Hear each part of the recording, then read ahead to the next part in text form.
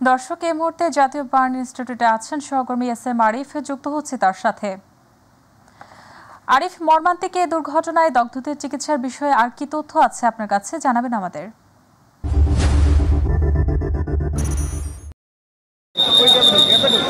শাইলি, একটু শুরুতে জানিয়ে দিই, এই যে দুর্ঘটনা ঘটছে এটার পরে যে প্রাপ্ত তথ্যগুলো আমরা বিভিন্ন জায়গা থেকে পাচ্ছি, বিশেষ করে স্বাস্থ্য মন্ত্রণালয়, আইএসপিআর, এইসব প্রাপ্ত তথ্যের মধ্যে আমরা কিছুটা গরমিল দেখা যাচ্ছে, বিশেষ করে আহত নিহতদের বিষয়ে। আমরা আজকে ঠিক সকাল 8টার দিকে এই বার্ন ইউনিটের কিন্তু প্রেস কনফারেন্স করেছিলেন প্রধান উপদেষ্টার স্বাস্থ্য বিষয়ক বিশেষ সহকারী। তিনি যেমনটি তখন জানিয়েছিলেন যে এখন পর্যন্ত আহত 78 জন বিভিন্ন হাসপাতালে চিকিৎসা নিচ্ছেন।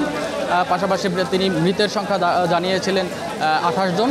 কিন্তু আমরা স্বাস্থ্য মন্ত্রণালয়ের থেকে যে তথ্যটা পেয়েছিলাম কিছুক্ষণ আগে, সেখান থেকে তারা মৃতের সংখ্যা জানিয়েছেন 27 জন এবং এখন বিভিন্ন হাসপাতালে 70 জনের মতো আহতরা যারা চিকিৎসা নিচ্ছেন। এবং এই দুইটি তথ্যের থেকেও বেশি গরমিল দেখা যাচ্ছে আইএসপিআর এর যে একটি তথ্যতে, আইএসপিআর যে অফিসিয়াল ফেসবুক পেজেতে, সেখানে আমরা দেখেছি যে আইএসপিআর যে তথ্যটি দিয়েছে সেখানে আহতের সংখ্যাটা বলা হয়েছে সেখানে 165 জন বিভিন্ন হাসপাতালে এখন চিকিৎসা নিচ্ছেন।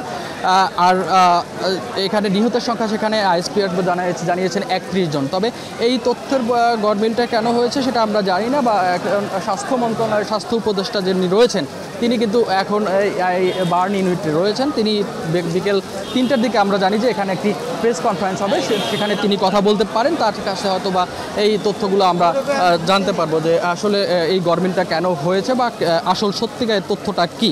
তবে এখন পর্যন্ত আমরা বার্ন ইউনিটে দেখেছি, বার্ন ইউনিটে যারা চিকিৎসা নিচ্ছেন সেই চিকিৎসা নেওয়ার এখন পর্যন্ত যারা আহতরা চিকিৎসা নিচ্ছেন সেই তথ্যটাও আমরা কিছুটা গরমিল পাচ্ছি।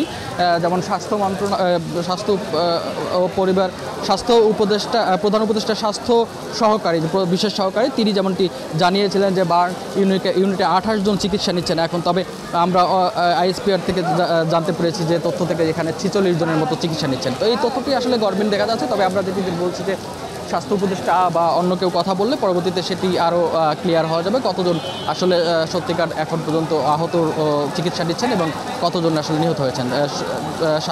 যেটি প্রথমে জানিয়েছি যে 28 জনের কথা প্রধান উপদেষ্টার স্বাস্থ্য বিষয়ক বিশেষ সহকারী তিনি জানিয়েছিলেন, সেখানে 2 জন কিন্তু প্রাপ্তবয়স্ক, বাকি সবাই শিশু।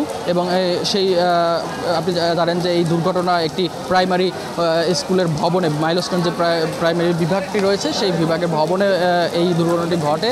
সেখানে ছোট ছোট বাচ্চারা ছিলেন এবং তাদের বয়স খুবই অল্প, তারাই এখানে ছিলেন। সেখানে শিশুদের সংখ্যাই এই মৃতের সংখ্যা বেশি।